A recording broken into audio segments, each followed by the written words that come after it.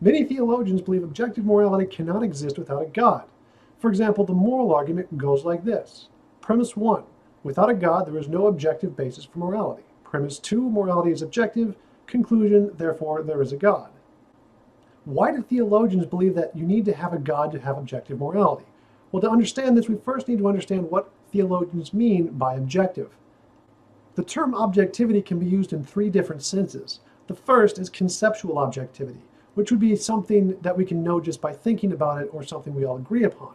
For example, 1 plus 1 equals 2, triangles have 3 sides, cubes have 12 edges, or a bachelor is defined as an unmarried man.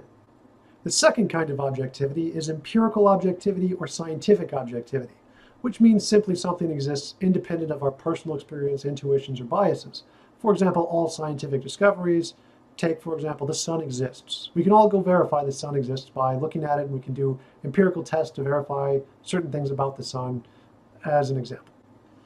However, we could all exist in the matrix, in which case all scientific discoveries, even though they are empirically objective, are still subjective in some other sense because they're only true within the matrix.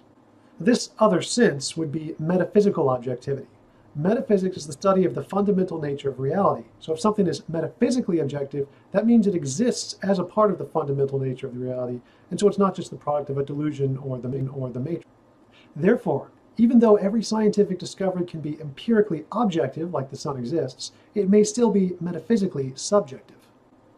When theologians talk about objective morality, they mean it in the metaphysical sense, as in the true nature of reality, regardless of whether or not it can be known. This is opposed to an empirical objective morality, which would be something like what Sam Harris argues for, which is an idea of well-being that is hypothetically empirically measurable in the brain. Even if such an empirically objective basis existed, this would still be metaphysically subjective, just like the sun example.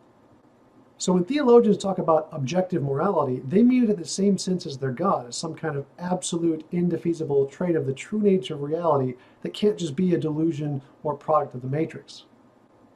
So are theologians correct that atheism cannot supply a metaphysically objective basis of morality?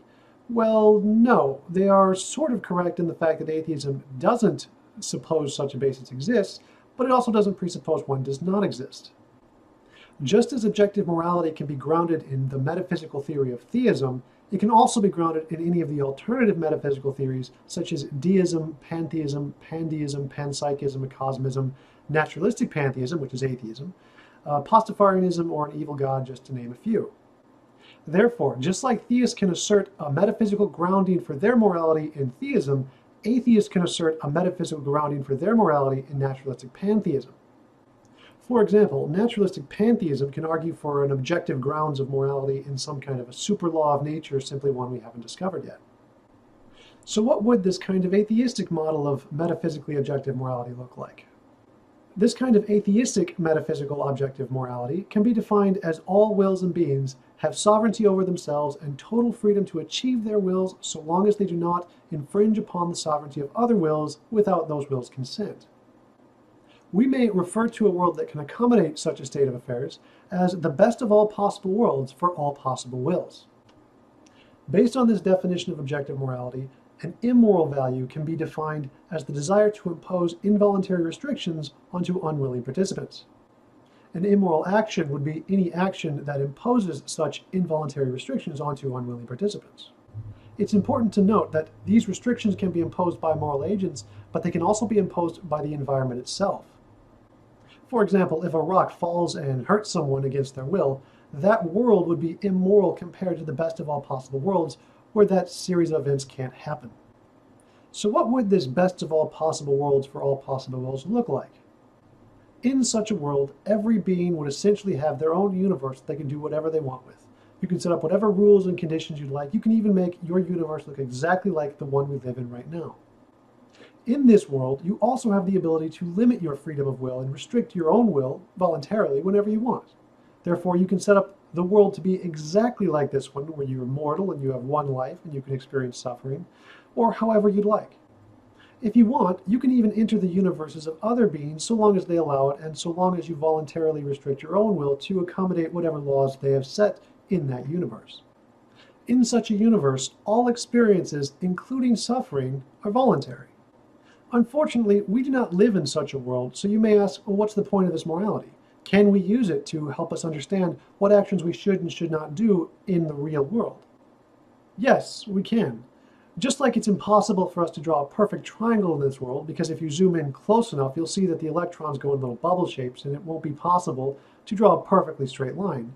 We can still use the abstract idea of the triangle to draw something as close as possible in our world.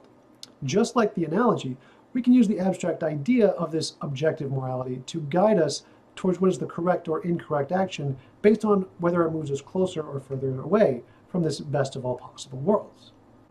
A common question I've been asked is, well, what about disciplining kids? Isn't that an involuntary restriction on an unwilling participant?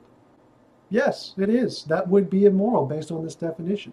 However, because our world is not the best of all possible worlds, we have to do many immoral things in order to prevent even greater immoral things from happening. For example, disciplining children or eating meat. We discipline children so they don't run out into the street where nature will apply a much more harsh restriction. And we eat meat and kill animals because if we don't, we'll die from hunger. These would be examples of justified immoral actions, kind of like self-defense. They are still immoral and we should acknowledge them as immoral, but in some cases we have to do them because of the nature of the world in which we live. As we make technological advancements, such justified immoral actions may no longer be justified. As a final note, I wanted to talk about the free will defense. Theologians use the free will defense to say that an all-powerful, all-good God is not incompatible with suffering because he may have a justifiable reason for allowing it, namely free will. I don't actually know if free will is possible because from my understanding, either we do something for a reason, in which case it's determined, or we do it for no reason, in which case it's random, and no combination of those two things is going to get us free will. But let's, for the sake of argument, suppose it is possible. However, you should note from the model of morality I just presented, it is actually easily possible to have a world with free will and without involuntary suffering. All you need to do is make suffering optional, such as in the case of the best of all possible worlds for all possible wills. Therefore, the free will defense fails, because if an all-good, all-powerful God existed, he would have created this best of all possible worlds for all possible wills.